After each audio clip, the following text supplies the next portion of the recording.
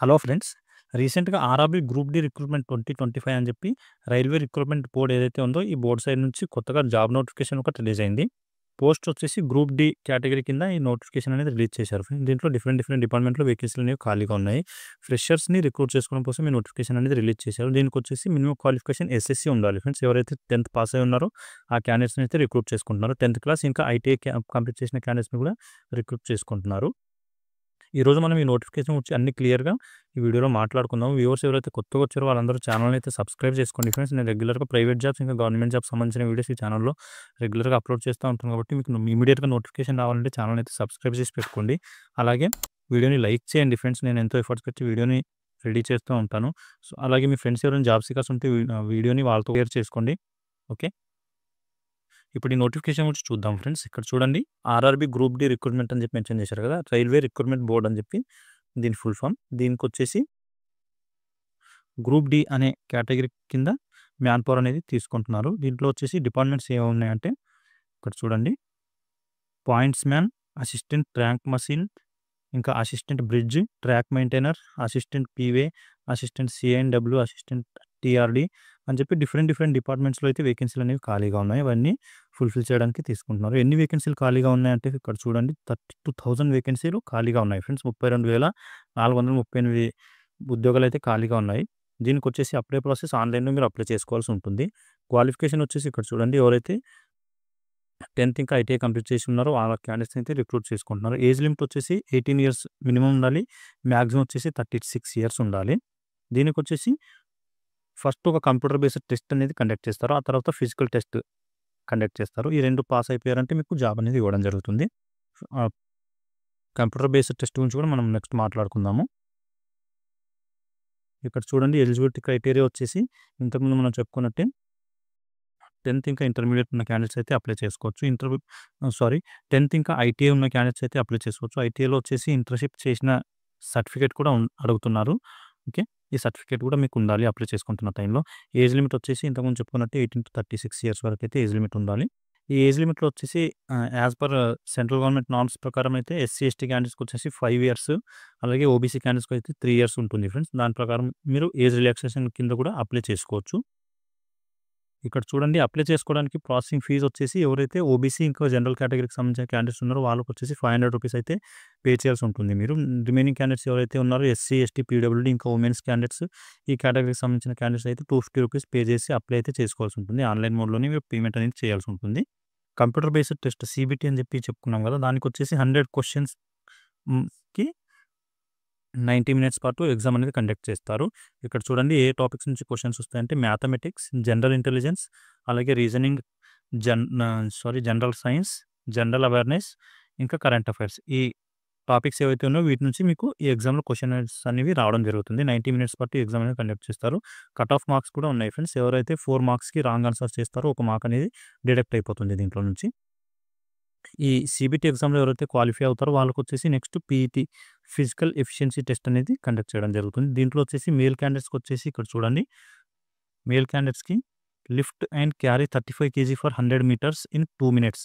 ఎవరైతే male candidates ఉన్నారో వాళ్ళు 35 కేజీలది బరువు 100 మీటర్స్ పాటు మోస్తూ వెళ్ళాల్సి ఉంటుంది. 2 మినిట్స్‌లో ఆ 100 మీటర్స్‌ని రీచ్ అవ్వాల్సి ఉంటుంది.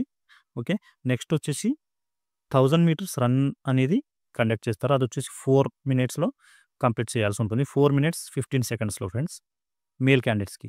ఫీమేల్ క్యాండిడేట్స్‌కి వచ్చేసి 20 కేజీ బరువు అనేది 100 మీటర్స్ క్యారీ చేయాల్సి ఉంటుంది. ఇది కూడా 2 మినిట్స్‌లో కంప్లీట్ చేయాల్సి ఉంటుంది. నెక్స్ట్ వచ్చేసి 1000 మీటర్స్ అంటే 1 కిలోమీటర్ పాటు రన్నింగ్ అనేది ఉంటుంది. అదొచ్చేసి 5 మినిట్స్ 40 సెకండ్స్‌లో ఫీమేల్ క్యాండిడేట్స్ కంప్లీట్ చేయాల్సి ఉంటుంది.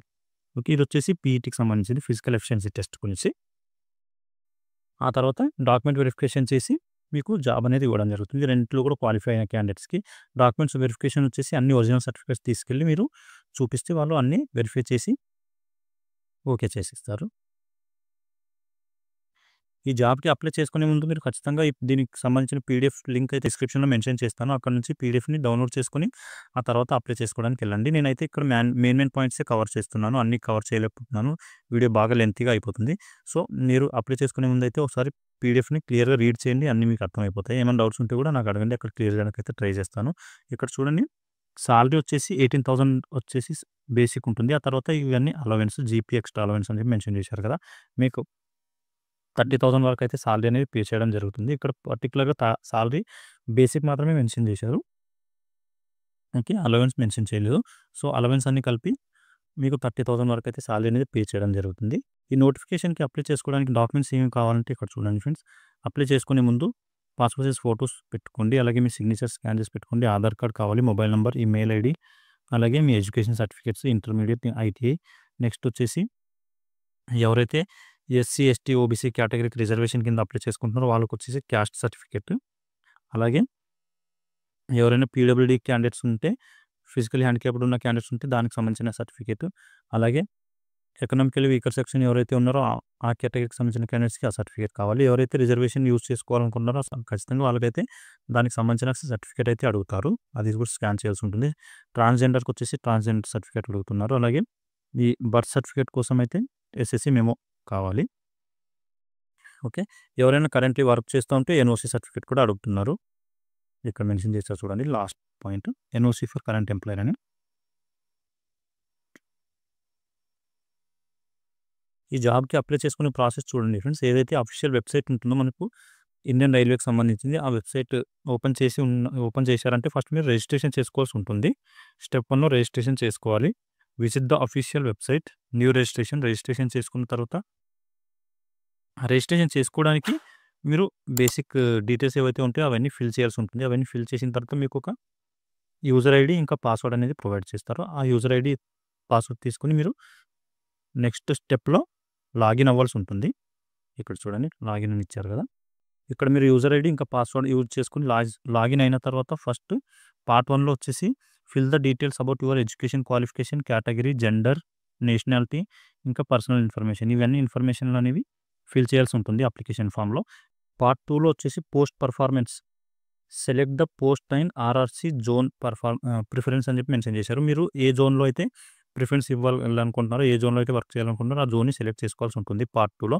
ఆ జోన్ వచ్చేసి మనకు సౌత్ సెంట్రల్ రైల్వే కింద వస్తుంది కాబట్టి మన తెలంగాణ ఇంకా ఆంధ్రప్రదేశ్ ఆ జోన్‌ని అయితే మీరు సెలెక్ట్ చేసుకోవాల్సి ఉంటుంది సికింద్రాబాద్‌ది. ఓకే. డాక్యుమెంట్స్ వచ్చేసి అప్లోడ్ చేయాల్సిన డాక్యుమెంట్స్ సంబంధించిన డీటెయిల్స్ ఇక్కడ చూడండి. ఫోటోగ్రాఫ్ వచ్చేసి దాని సైజు 20-50 కేబీ మధ్యలో ఉండాలని చెప్పి మెన్షన్ చేశారు. ఇవన్నీ డీటెయిల్స్ అయితే మీకు పీడిఎఫ్‌లో మెన్షన్ చేస్తారు. ఒకసారి పీడిఎఫ్‌ని అయితే క్లియర్‌గా రీడ్ చేయండి. మీకు దాంట్లో ఏమైనా డౌట్ ఉంటే నాకు కామెంట్ చేయండి. అక్కడ క్లియర్ చేయడానికి అయితే నేను ట్రై చేస్తాను. ఓకే. దీనికి అప్లికేషన్ ఫీజ్ కూడా మీరు ఆన్‌లైన్‌లోనే పే చేయాల్సి ఉంటుంది. 500 ఇంకా 250 రూపీస్ ఏదైతే ఉందో అది. ఓకే. ఓబీసీ క్యాండిడేట్స్ వచ్చేసి ఓబీసీ ఇంకా జనరల్‌కి 500 రూపీస్. అలాగే రిమైనింగ్ క్యాండిడేట్స్ ఎవరైతే ఉన్నారో ఎస్సీ, పీడబ్ల్యూడీ, ఉమెన్ క్యాండిడేట్స్‌కి 250 రూపీస్ ఇందాక ముందు చెప్పుకున్నట్టే. ఫైనల్‌గా మీరు అప్లికేషన్ అయితే ఫిల్ చేసిన తర్వాత ఒకసారి రివ్యూ చేసుకొని ఆ తర్వాత సబ్మిట్ చేసి ఆ అప్లికేషన్ ఫామ్‌ని ప్రింట్ తీసుకోవాల్సి ఉంటుంది. దీనికొచ్చేసి లాస్ట్ డేట్ ఇక్కడ చూడండి 22 ఫిబ్రవరి వరకు అయితే లాస్ట్ డేట్ ఉంది. 23 జనవరి నుంచి స్టార్ట్ అయిపోయింది ఆల్రెడీ.